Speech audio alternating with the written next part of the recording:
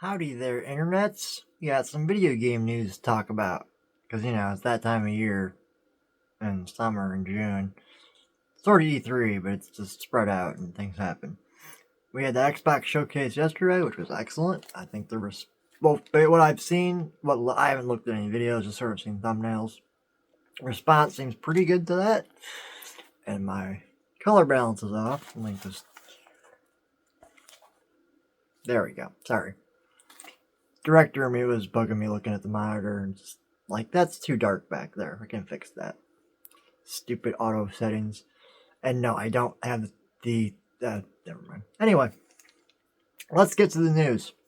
Because there's some big news today from both Bungie and Konami I want to talk about.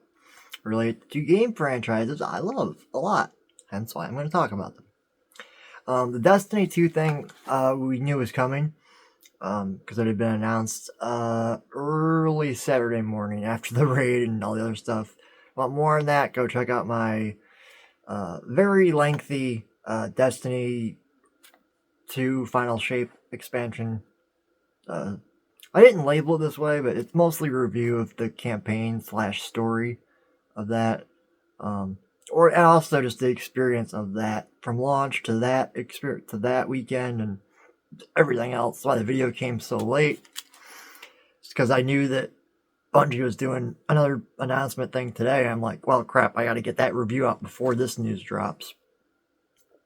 Or or for old school Halo fans, a Vidoc. Yeah, video documentary. Short piece. Anyway, we just call them developer directs now, but I think Bungie kind of started this with the Vidocs and like, what, Halo 2 or 3 era, I forget which they started doing that. What's the Halo? Probably 3. But it may have been 2, I don't remember. I know 3 for sure. Anyway, neither here nor there. Yes. First news I want to cover is Bungie's little short video, and I do mean short, because it was under 6 minutes, but we'll get to that in a second. They titled The Journey Ahead, which they had advertised as a look at the next year of Destiny. Although apparently, words are open to interpretation. I think what they meant to say was this current next year of Destiny, not the full year, calendar year between now and next June. The next year of what we can expect, whatever. Now, really, they just talked about the 3 episodes that are coming up to finish out year 10. Then, okay, let's get to that. So I mentioned in my review that I was not sure because I'd been away. I played Lightfall campaign and then hadn't played it since up until recently, a little before Final Shape release. So I wasn't sure about certain things that had been done before Final Shape or after. Apparently episodes are one of them. It wasn't something I was 100% sure hadn't been introduced along the way before Final Shape. But I guess it's something brand new they're just starting out on and trying out. Still seasonal. There's still going to be 4 seasons between major expansions, as far as we know. I didn't say anything about any of that, but if you own the annual pass for the game like I do, there's 4 blank spaces over 4 seasons, so, we can presume there will still be 4 seasons, and there will be 3 episodes per season, unless season gets longer, which happens sometimes if things get delayed, so maybe they put in a 4th or 5th episode. I think it also leaves them that flexibility to do that, and also we'll talk about other stuff of what future beyond just these 3 episodes. The rest of the year, basically, is what they kind of previewed and teased out. Because the first episode is titled Echoes, which I think is the name of the season as well. I'm pretty sure about that. So I think they're going to possibly follow that formula. Although in the presentation, they did say that these are standalone stories in each episode, but they all do link together to a bigger overall story, which is, what Destiny's kind of always done with its season. Once it's going to the seasonal content model release thing. So it's been that way, but from what we saw, it looks like they're getting a little more ambitious and hopefully I think getting a little more money from Sony. They're owned by Sony, so strange journey Bungie themselves has been on it over 30 years, something else. Anyway, Echoes is, well, And this goes back to, I guess, spoilers, because it's not going to be in the thumbnails. So, yeah, if you didn't finish Final Shape yet, particularly the 12-man mission that opens up after the raid, you should go and do that if you care at all, because spoilers. In the sort of, I would call it the post-credits scene, even though it's not like there's a roll of credits, although it would have been appropriate. Because the original D1 Vanilla had that, I believe.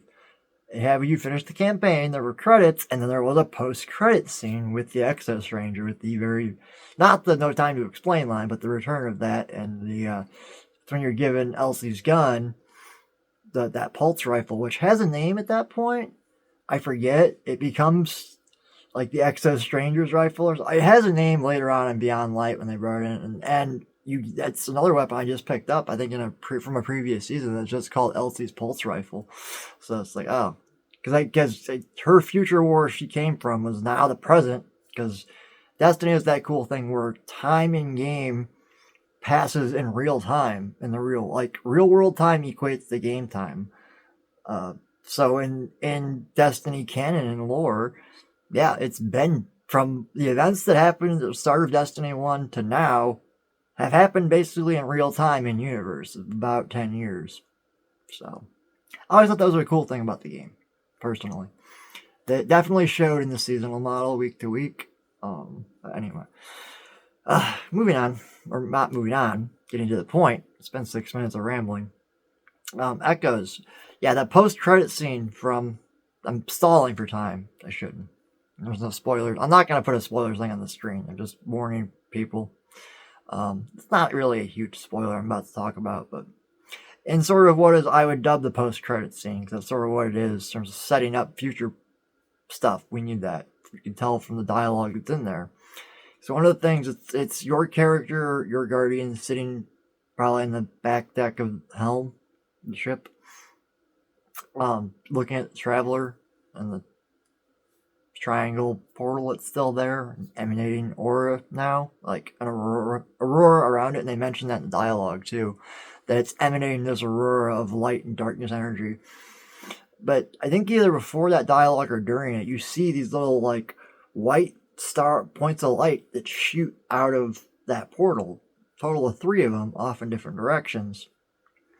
Now in the animation we saw today, and I guess after this video they did drop a trailer for the season, which starts tomorrow officially, actually in about probably 12 hours or so from when I'm recording this.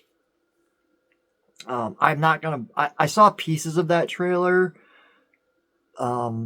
because my name is Bife put up a video, and he mentioned too, like, well, he was writing the script for that to talk about what I'm talking about, covering this stuff. They dropped the trailer for Echo, like the actual season. So I saw some imagery that was in the trailer.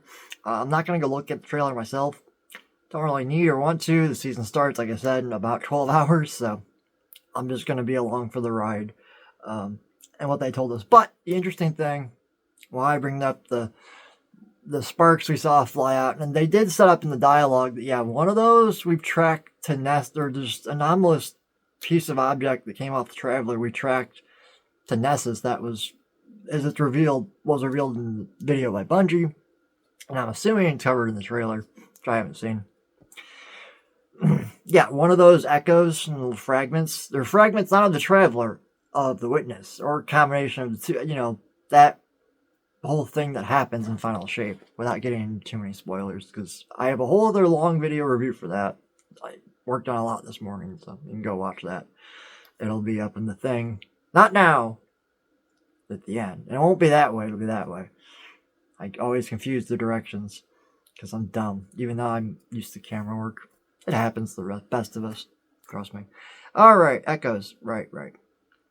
Yes, the footage they showed off, both in that video, and I'm assuming it's in the trailer too, of the little dots coming out, the things from the Traveler, is little like shiny star speck fragments, echoes of the Witness. What's left of it, Compound B. The footage that's in the video isn't like in game. It looks like an in-game graphic, like they're looking at, like, like a Star Wars like battlefield, like, looking at the just projections of like a wireframe sort of thing. And on that graphic, they show and track the different objects, and you see one of them go over here and make a big X. That's probably Nessus, I'm assuming. The other ones, you don't see their landing origin points if they're even within the galaxy. We'll get to that later in a bit. Not that it was hinted at, just. But the funny thing is, again, when you're watching the in-game cutscene, post-credits, you see 3 of those all at the same time. In the animation you see that's from the season coming up, people count at 7. I don't know, I looked at the footage and I'm like, it looks like more than 7. But I'll take people's word for it that probably went frame by frame. And yeah, of course it's 7. It's Bungie. 7's a whole thing with Bungie. I could do a whole video on that alone. So, yeah. So the 7 doesn't surprise me because it's Bungie. Of course it is. So, anyway, getting into talking about the first episode proper, which is, first episode is titled Echoes, which, again, I believe is the season name. That's not confusing at all, but it's fine.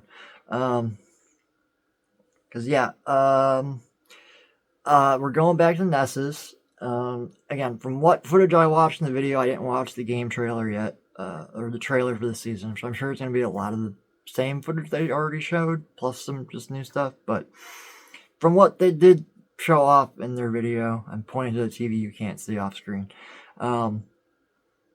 it looks like familiar terrain in terms of, I'm very familiar with Nessus. I've been playing Destiny a long time. I know the layout and what areas look like, and it looks like they're, unvaulting the whole, are they gonna, that's the question we don't know yet. We won't find out until tomorrow, really. Is the entire area going to be available? Is this a modified, smaller version of what we had before? I'm assuming no matter what the answer to that question is, there's going to be new stuff. In fact, we know there's going to be new stuff. It's basically implied, if not directly said, by Bungie. We're going deeper, very deep into the heart of the planet, find a lost Vex civilization. So, that should be interesting. Let me see what I wrote in my notes here. Yep, space is shown, look familiar, blah, blah, blah. Expansion stuff. New activity we got a little preview of, but again, that doesn't mean much. You need to actually play it, get an idea of the gameplay loop and how repetitive it might be, because generally seasons that have, seasonal activities have varying quality based on what they are and how quickly they get old or how fun they are to keep doing, because you're doing them a lot, so... Again, that's why they're going to this episodic model, so it'll be more variety in a shorter period of time. Almost guaranteed. So I think that's going to be better for retention of player base. I'll be a prime example of that, so we'll see. Alright. Yeah, the real question, though, with this whole setup, and obviously this is... Each of these episodes has a theme in terms of enemies, for sure. That's clear, we'll get to that. First episode, Echoes being very Vex heavy, and as they teased and they're talking about it in the video, the Vex are doing things we haven't seen before from them or any other enemies in Destiny. What that is, I don't know. They didn't really specify. There's a slightly different visual look to the Vex, or the particular sect of Vex we're fighting, because I don't think it's a sole divisive anymore. That was primarily the Vex antagonist. No, the new design of them, they had, and this is also seen, other stuff that was in the trailers, I'm not going to talk about. That's wwhy I didn't want to go watch it, because I'm like, you're spoiling stuff already. Don't do that. They were. I'm not going to say what it was. But anyway, the Vex these new Vex look like these kind of holographic collars around their necks, because, and this isn't a spoiler, because it's in the game right now, currently, for like the season image, or at least the episode image for Echoes, this mysterious masked figure with this kind of headpiece and whatever, we don't know who that is. But it's pretty clear, I think this was made more clear in the trailers. Again, I saw bits of it when Bife's video went up, because he put some images and bits in there.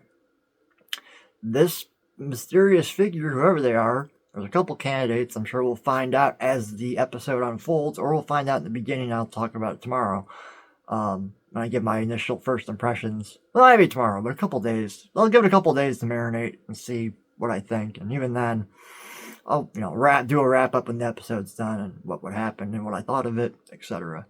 But yeah, to me, the biggest question, biggest mystery there is who is this that's commanding the Vex?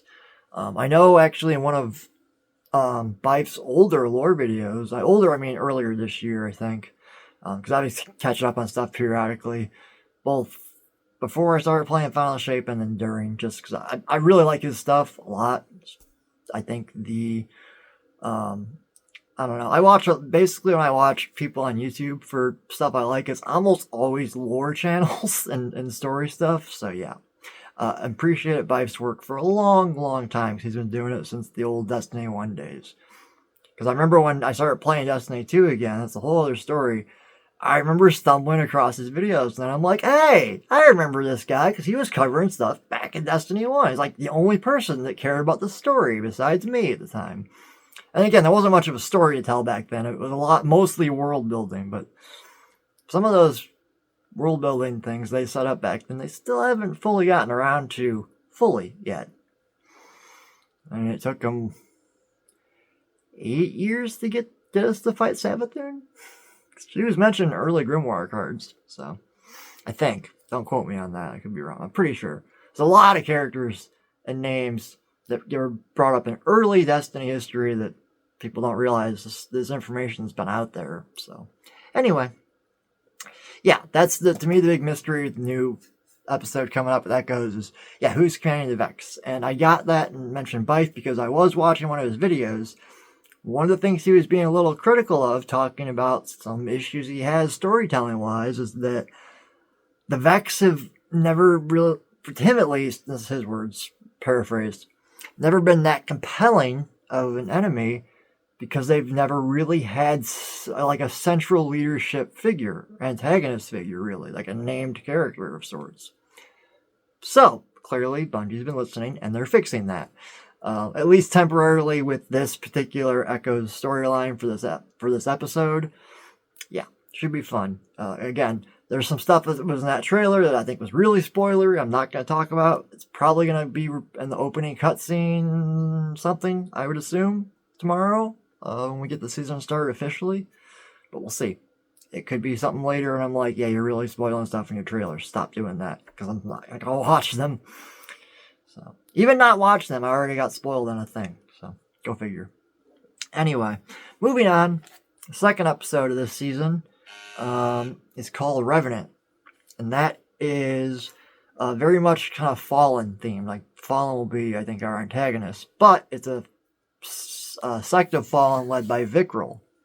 Yeah, that's right, Vikrul's still around. Because he's got himself a hold of one of those echoes. He's got on a staff. We didn't see the in-game stuff. As they progress, talking about each episode, you see that each one, obviously Echoes is pretty much done and ready to go and ship.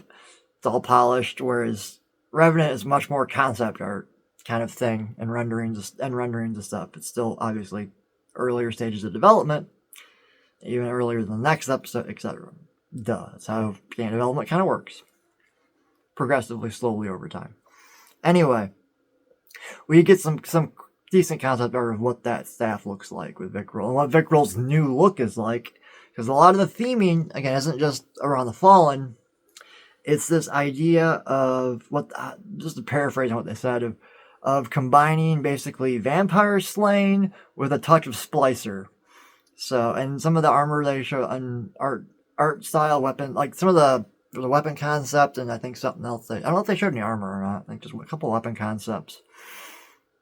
And we saw, at least, again, Vikrul's new kind of look to him, which is very, again, definitely feels very gothic horror inspired. Like I said, they're going for a whole... Oh, no, they did show some armor, actually. I remember that now. It did look pretty cool. That's the one I'm thinking of, yeah. It was just concept art of it. It was pretty nice. I like the way it looked, personally. Could you get some kind of title from the Fallen? I forget what it was. I should have made note of it. It's prestigious amongst them, though, and whatnot. So yeah, anyway, that's like I said, vampire hunting with a touch of splicer thrown in. Oh yes, and Revenant, second episode, is going to introduce a new game feature, potion crafting, which is going to do, I guess at the start, I'm sure they'll expand on it. Initially, it'll have potions that will boost your artifact in some ways. Unclear on that, exactly what kind of buffs it will do to the artifact. They made it be pretty basic across the board. Like, say if artifact bonus increases something by whatever, then they would just add on to that and increase it more. We don't really know yet how that's going to work.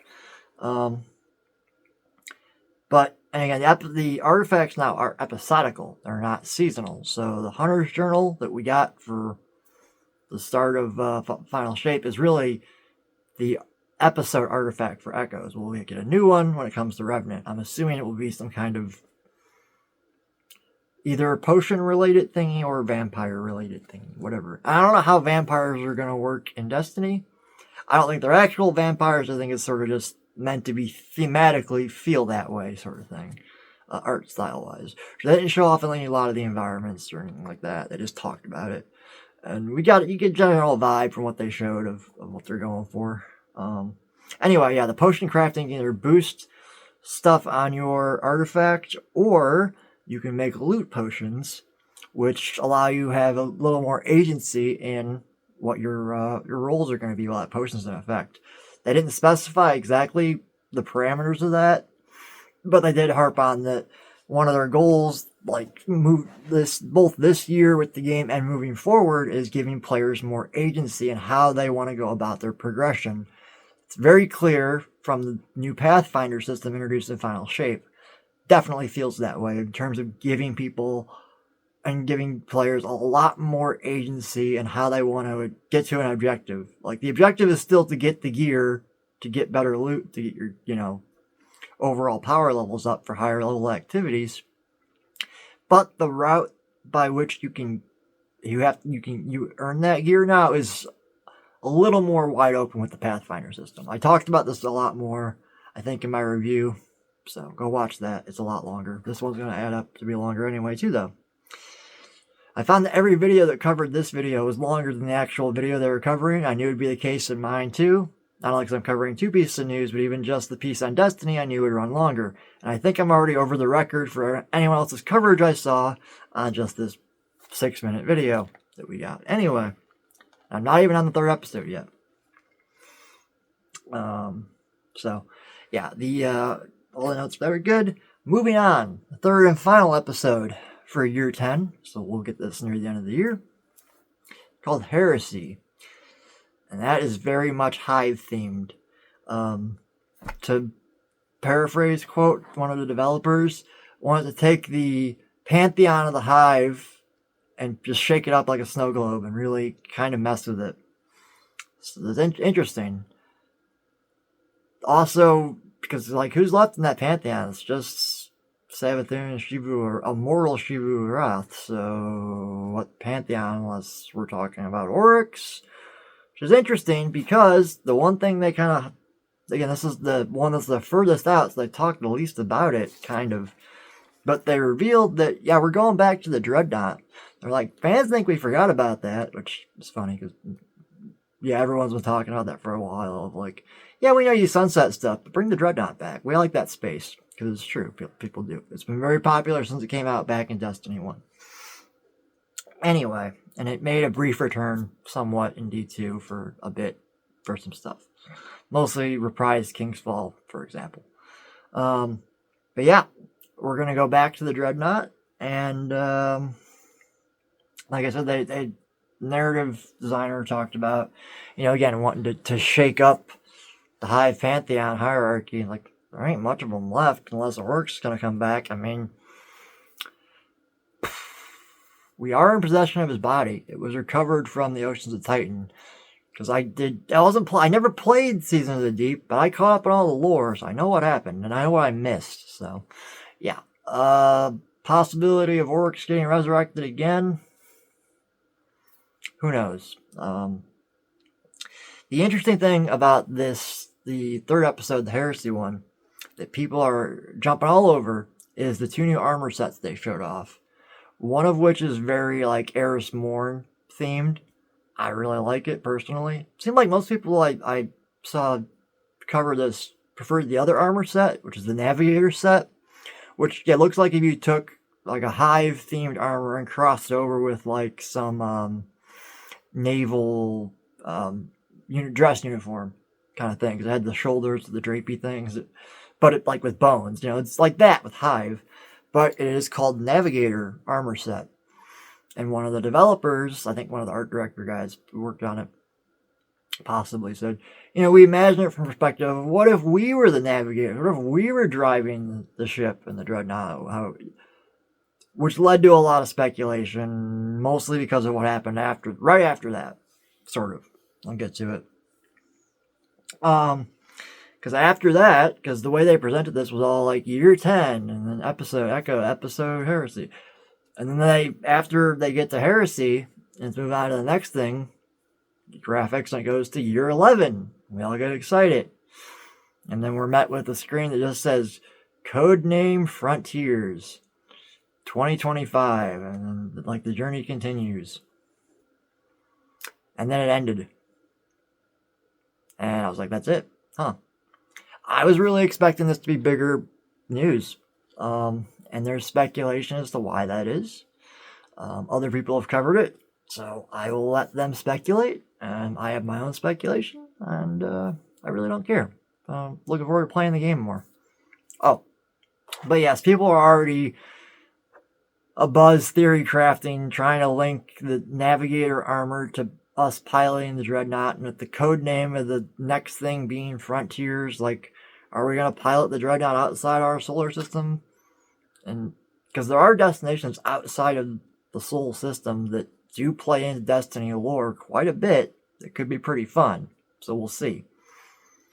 Personally, I think I have my own theories, but I'm going to save those. This is getting long enough.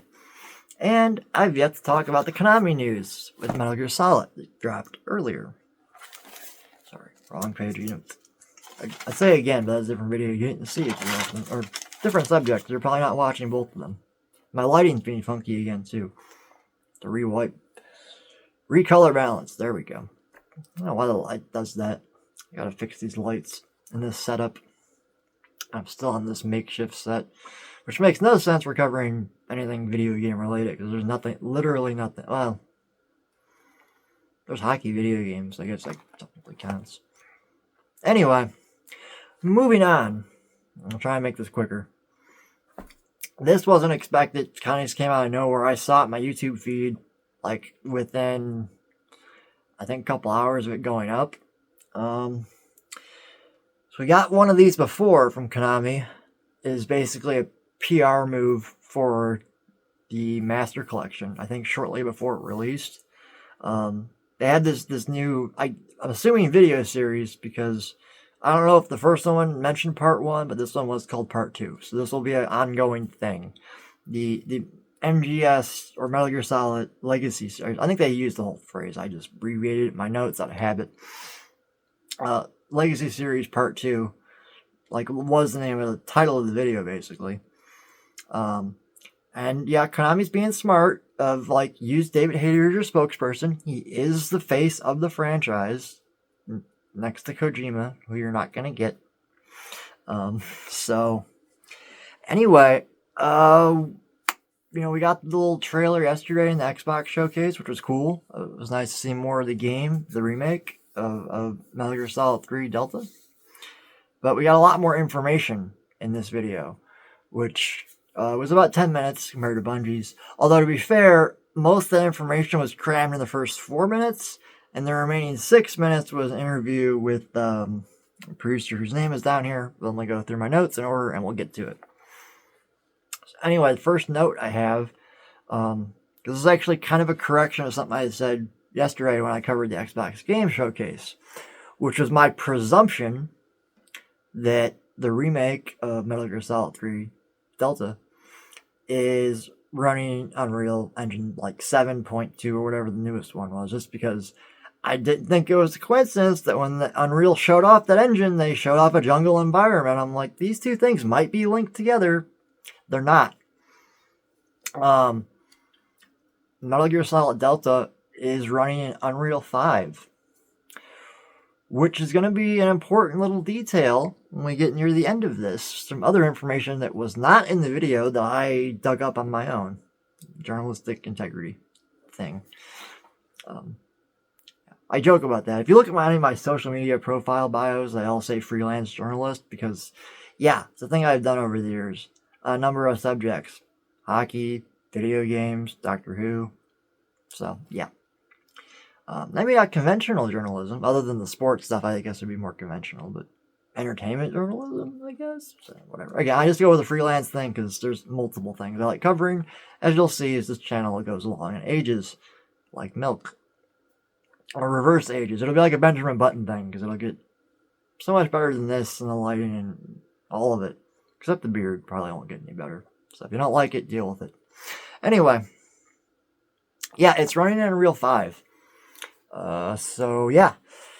That engine looks impressive. And again, that will be an important little note when I get to the end of my notes here. So just keep that in mind. They also mentioned upgrade to the battle damage system is quite notoriously known, either for good or bad reasons, because much like most Kojima games, it will have features that people either love or hate. I personally love this feature in Metal Gear Solid 3. It's the survival mechanics in that game, which is funny because I've been quoted to friends as saying I don't generally like survival mechanics in video games, which is generally true in 95% of cases. No matter what the game is, if there's like survival mechanics, I'm just like, ugh. Just because usually it's just micromanagement stuff, it's a hassle to deal with. It's actually fun and enjoyable in MGS3. My only gripe with the battle damage / like you can patch yourself up like in the field medic work is and this is a pet peeve, really small. Probably the only person who's complained about this in the history of Metal Gear fans anywhere complaining about anything in Metal Gear Solid 3. This is my one pet peeve. Because say you get like a gunshot wound, you have to use the appropriate tools to, take out there's when they give you the tutorial on this, they teach you to do it in the proper order, like realistic order of like, yeah. Disinfect the wound, apply the clotting agent, and then remove the bullet. Or actually, sorry, got that wrong. You would disinfect the wound first, then use the knife to pry the bullet out, and then you would apply the clotting agent after you take the bullet out. And then you would bandage it. In that order.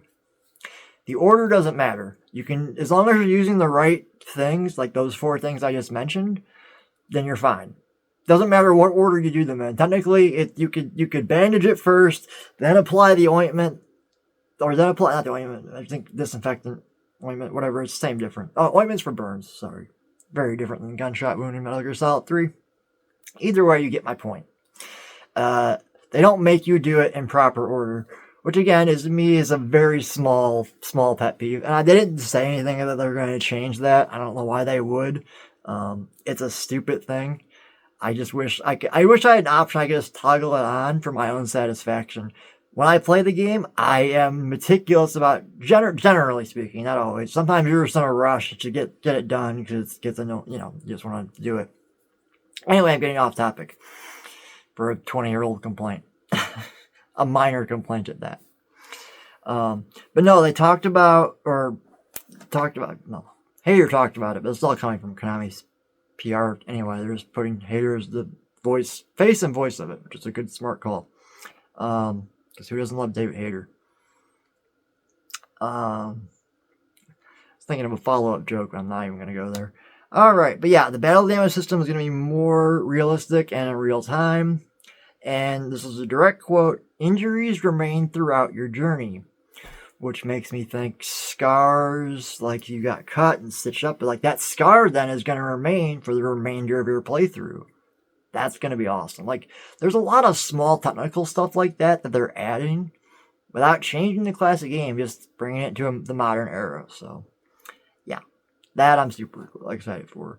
We've already seen stuff like that. People have already spotted it in the other trailers and old footage that was put out. Like, yeah, when you go through mud now, it realistically sticks to you. And you go through a leaf, the leaves realistically react to their own physics. And like, all that stuff is there. Everything you expect from a modern game is built in. Yet they haven't changed the story. And we'll get into that because they address that directly. This is another near direct quote. from Hater, in Konami's PR. Shot-for-shot cutscenes. That's a move for all of those of you that didn't like Twin Snakes for that reason. One, do your homework. Kojima wanted that from a different director, so it's whatever. It's that line was thrown in there just for those people. I guarantee it.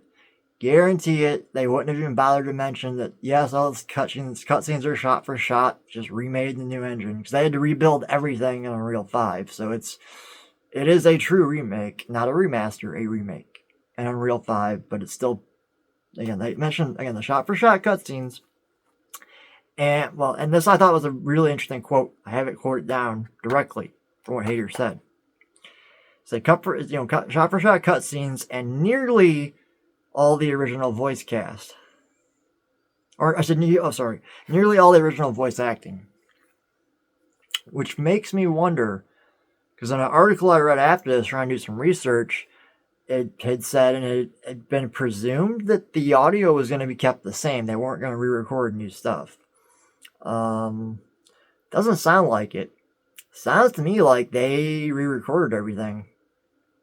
It's been 20 years. Sound quality's massively changed. Even between Metal Gear Solid 1 and the Twin Snakes remaster, they re-recorded all that stuff. Although that was for a more technical reason. I won't bother going into the history of that and the reason why. There was a technical reason why they did do that. In this case, I'd assume it's not the same technical reason, but again, just a different one of the fact that it's been 20 years. And because they mentioned, Hater did mention about the cutscenes not only being shot for shot, but having completely redesigned, remastered sound design in them. Or not remastered. Again, I doubt they're going to change literally any little bit of those cutscenes. Although I wonder if the hitting R1 or the right bumper on Xbox or whatever is going to still do the thing it did in the original game, if they're going to carry that over. You all know why, because there's a couple scenes in particular we're all thinking of, like, yeah, that does feel like it's 20 years dated at a time, but it's also Kojima, so, remain true to his vision, I think, personally. Leave that stuff in the game, but yeah, it'll be interesting to see what's going on with the voice acting. Again, that line caught my attention because he said, with nearly all the original voice acting, which, again, I'd have to look at the whole cast. I'm just assuming in the 20 years since the game's release, some actors may have passed away, age, other age, disease, other things. I don't know. I'm assuming that's what he meant by that. So maybe a mixture of, I don't know, it could be a mixture of the original lines plus whoever they had to replace, but then why replace them if you're using the original recordings? Which leads me to think what he said there means that, no, they're re-recording everything. With as much of the original cast as they can get who are still around. So, that's what I'm thinking he sent. That's what that says to me, personally. So, everything's open for interpretation. If you play Metal Gear Solid 5, you're well aware of that quote. I forget who quoted it, but I think Kojima brings it up on the screen. Or if not, it's a good theme of that, about language being open to interpretation. So, yeah. We'll see what happens with that. And that final note, well, not final, on my last notes here, one of the biggest questions I had, even before this game was announced, I remember 2 years ago talking to a friend of mine about this over voice chat, and because I've been wanting to play Metal Gear Solid again, I just got that itch, but I wanted to play through, like, the HD remaster collection that's got 2 and 3 and Peace Walker on there. Because at that point, I think I hadn't played Peace Walker. I'd missed it, unfortunately. I had a PSP. I just didn't have one when that came out. I played Portable Ops a little bit and Acid, but I didn't still have a PSP around when Peace Walker came out, and I didn't know until much later how important that game was to the overall story arc of the main titles in the franchise. So, yeah, Peace Walker is a huge deal. Anyway, I found out through that experience, 'cause, you know, those are the games that are delisted. You can't get them digitally.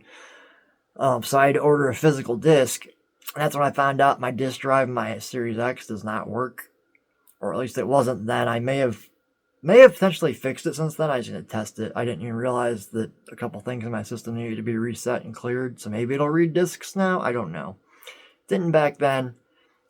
Ended up borrowing my friend's Xbox One just so I could play them. They're 360 games, technically speaking. But anyway, I was playing through Metal Gear about 2 years ago. Again, before they had announced the Snake Eater remake. But again, it was one of those things that had been speculated about and talked about. Like, this is gonna happen. And we heard that for like a year before it was announced. So, and I told my friend, as we were talking about, like, they wouldn't keep it still delisted. This is before they announced Master Collection even. It's like, I think they're gonna not only this is my speculation at the time. I turned out to be right. So I told them, I think if they do this right, they need to re-release all the old games in their original form, just re-release them for new platforms so they're available to play. Like, I haven't played Metal Gear Solid 4 since 2009. Or 2008, sorry. That summer of 2008 when it came out. Because it's been stuck on PS3. Yeah, there's a PC port, but I heard it's got... The emulator I know has issues, because that PS3 cell architecture is ridiculous and terrible to program for, from what I hear from friends of mine that actually had PS3 dev kits, so yeah. Anyway, off topic. My biggest question that I brought up with a friend of mine, I said, yeah, because he was expressing interest in the series, and I said, just wait. Because I told him, I have a feeling not only are they going to re-release the old games in some form, I have a feeling, and that there was still rumor back then, it's like, they're going to start eventually just full-blown remaking them. Because they have aged, definitely, in graphics, and when I went to play them again, control scheme has 100% not aged well. It's fine at the time, no one said a word about it for a year. It was never no one cared. And no one cared because back then, when Metal Gear Solid 3 released nearly 20 years ago, there were not like standardized controls for third-person shooters. There are now. Like, there are standardized controls for certain genres of game. Like, certain genres you just expect your controls are going to be roughly like this. You know what to expect from modern games control scheme. Told my friend, my first impression going back to play like Metal Gear Solid 2 and 3 again after a long time. First impression I had was, wow, yeah, these controls have not aged well. It took my brain a little while to readjust to the classic old school control scheme. So I told my friend, I was like, if they're smart, when they remake these games or re-release them, both, I don't care, they need to put an option in for like old school controls and modern day controls for a third-person shooter. Otherwise, you're going to end up alienating a ton of younger audience that never played the original game upon its release, and the controls will make they won't. A modern audience is not familiar with Metal Gear, didn't play it at the time, is not familiar with that control scheme. Because yeah, up until about 4, it was pretty. That's when it started to kind of get into the modern era, and especially 5 is completely modern. So I really hope. I did announce this officially. It's in my notes, a little star next to it, because it was the thing I was most curious about with this remake was the control issues of like. You can't just have it be modern controls because then people will get mad that it's not the original, that crowd. It's like, hey, you can do both. Just give us both options, which is exactly what they're doing. They have what they call legacy style and new style. That affects both the controls and the camera point of view. Although I'm kind of curious about the camera thing because the way they said about the legacy view is that it was because Metal Gear Solid 3 had 2 versions. Subsistence, yes. Because Metal Gear Solid 2's director's cut thing was Substance, and their Subsistence was 3. I had to get that straight for a second. The one thing they did, the dev team tried to break Kojima during development, never happened on the subsistence release of having the right stick be able to freely move the camera, and that totally changed how the game played. Not necessarily how Kojima designed it, but it worked just fine, and eventually he kind of enjoyed it. And when I go back and play it now, I have to use that scheme. With the exception of one sequence on the bike, it's a little easier with the fixed camera, as opposed to the free run. But yeah, they did mention that with the control, the legacy style and new style, affecting both their control scheme and also camera choices and free camera mounts. So maybe that'll be the difference. I don't know if there'll be a hybrid, like legacy controls, but with the subsistence free camera or freer camera.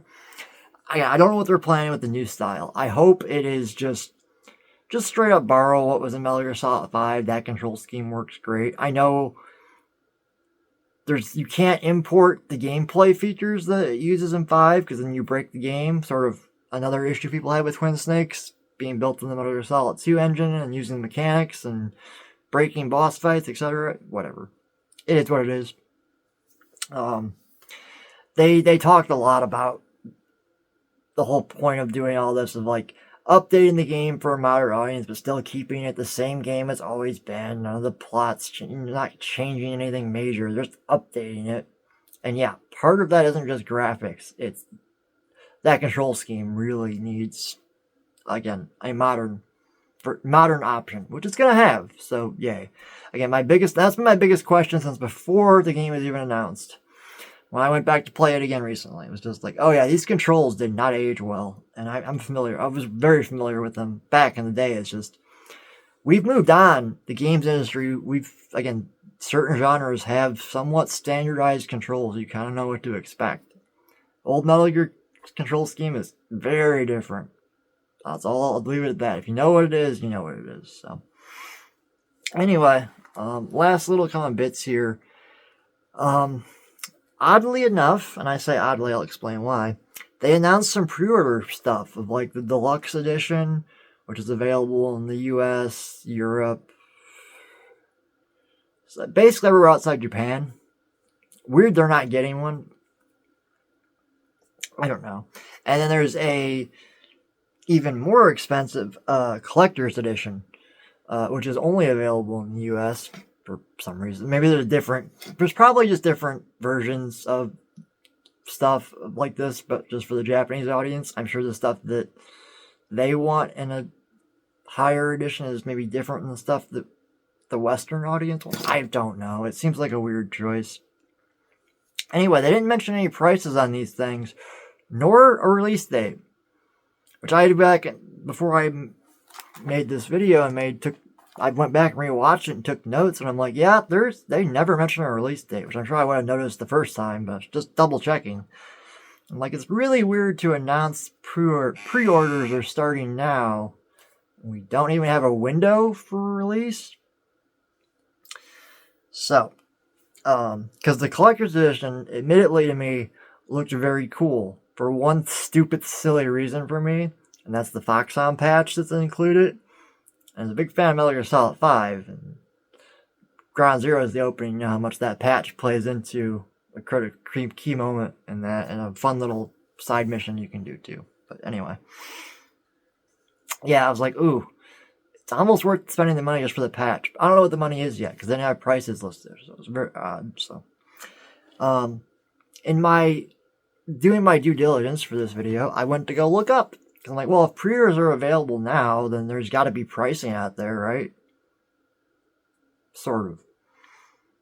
The only things I could find prices on are like the base standard game, which is $70, by the way. It's joining that club of AAA games that now cost $70 as opposed to $60.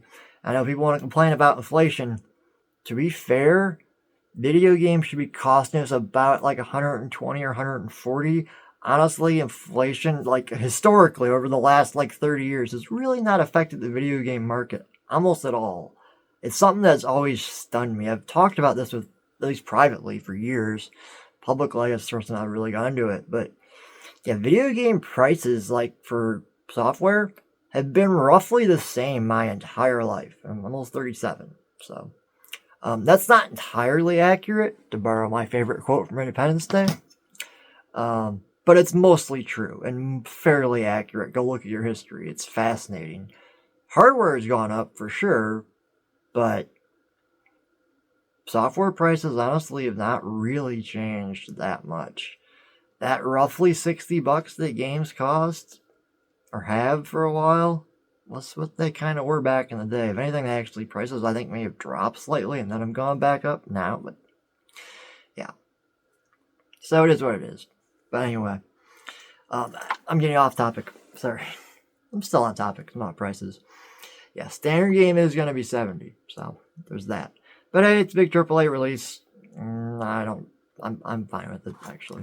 Even though the game I've already played, kind of, sort of, but not really. So, the deluxe edition, which comes with a few extra little goodies and tchotchkes, I actually couldn't find a price listing for, oddly enough.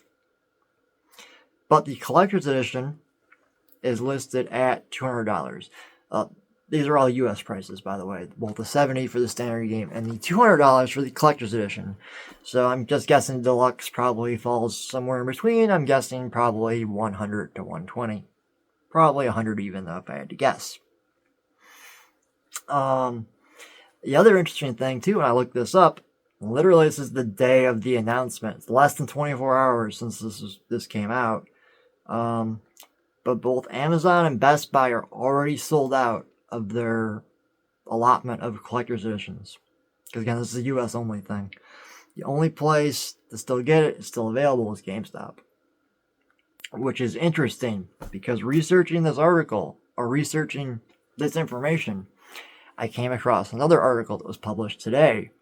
It was, Metal Gear Solid 3 Delta... The Metal Gear Solid 3 Delta Snake Eater, sorry. It's a long sentence to spit out. Let's go with MGS3 or Delta or whatever. The headline title here was Release Date Alleged or Supposedly Leaked by GameStop. Or accidentally leaked by GameStop. I went to go check on it. And there's a photograph of a tweet that GameStop sent out. Not long after I think that this video premiered. The Konami video about this stuff came out. I don't know how accurate things are. I mean, I saw the screenshot. The article I read said it was still live as of when they wrote it. I went to go check personally if it was still there. It's not. It's gone now. I don't know when it was deleted, but the fact that it was deleted means either A, the information is incorrect, which is possible. But I kind of did some digging on this. I guess there was sort of a leak / miscue from something earlier in the year with Sony that someone somewhere had said that it was going to be out in 2024.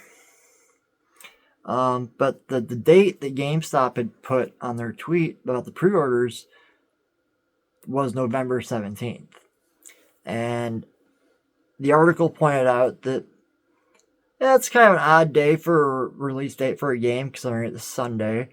I'm not sure how old this person is. They might be around my age and are kind of used to the old school standard model that new games get released on Tuesday, because that's when new media, movies and games used to always get released, and there's a reason for that I won't even go into. I used to work retail, I know all about that side of things. I'm not going to cover that in this video. It's already too long. It's the theme of today for me in videos. Anyway, where are they going with all this? I lost my train of thought. Oh, the date. Yeah. Right. The person writing the articles pointed out that the 17th was if it's November 17th, if that's true, and that is the release date, it's odd for being a Sunday. I disagree. I think, honestly, the modern market does not matter or care when you release a game. Both time of year and day of the week. Not matter anymore. It used to matter, no longer does. It is irrelevant. Fun fact, though, November 17th, if they were to release it this year in 2024, that date would line up exactly with the 20th anniversary date. So that, to me, makes a more compelling argument than the, hey, it's a Sunday, why would they release it? No, it's the exact date of the 20th anniversary. The other clue to that I think that may be accurate goes all the way back to my very first note about the confirmation that it was built in Unreal Engine 5. Not 7, the new one, 5. It means this has been cooking and baking for a while. If it was built on Unreal 7, we'd be looking at it longer, it'd be further out, next year sometime. So, putting those two things together, the fact that it was built on Unreal 5, I suspect that information about that November 17th release date is probably right. I'm just surprised that Konami hasn't announced that yet, or even said, like, fall 2020. They haven't even given a window. Nothing. It's very likely that November 17th date is placeholder. That is what they're targeting. They haven't announced it because they don't know if they're going to hit that mark. As I mentioned earlier, and it's in my notes, so 4 minutes of the video is actual information from David Hayter / Konami about questions some of us may have had, like I did about the controls, answering that stuff, giving us new information. And the other 6 minutes was a brief interview with Akamura. I think that's how it's pronounced. Akamura? Yeah, it's Akamura. I didn't write down his first name because I didn't want to screw up both of them, so I just saved the surname. He was a producer, a long-time producer on Metal Gear franchise. Started working with Kojima back on Policenauts. So, if you're familiar with the Metal Gear franchise, or modern-day Metal Gear Solid franchise, yeah, Nakamura is a name you probably are familiar with. He's worked on, I don't know if he worked on everything, but a number of them. They went through his resume and stuff like that, in terms of, because one of the questions David Hayter asked him, too, was if there was anyone still on the original development team for Delta that worked on the original game 20 years ago, and he said yes, there are people on the development team, including himself, that were involved in the previous game. And it's funny because he said there's others that went their own ways. Fancy way of saying, of invoking Kojima without saying his name and the people that left with him, because when Kojima left Konami, a lot of his, not a lot, I don't actually know the numbers. I'm assuming it was, let's just roughly guess, a 50-50 split, even though that may not be close to accurate. Maybe it was 70-30 that went with him. Who knows? We'll probably never find out what really happened there. Just a lot of speculation. I got my own. We'll have to get into one day. We'll talk about Metal Gear plenty the next couple of years, I'm sure, with news. Yeah, that was a polite way of not saying anything about Kojima and people that on his team that left when he went independent. Yeah. Anyway, why did I bring that up? Oh, yeah, because most of that 6 minutes I don't really have notes on, because it was mostly just Konami pulling another PR move and admitting they screwed up the Master Collection, and there were frame rate issues and bugs and resolution issues, blah, blah, blah. None of which I complained about at all. I was honestly happy to play the games again on modern consoles. I didn't have any of those complaints or those problems. I guess I got lucky. Never had any issues. Played through all 3 of them in the Master Collection when they came out. They're still all installed on my hard drive because I want to go back for achievements and junk. And they're, to me, endlessly replayable. It's one of my favorite franchises of all time. So, yeah.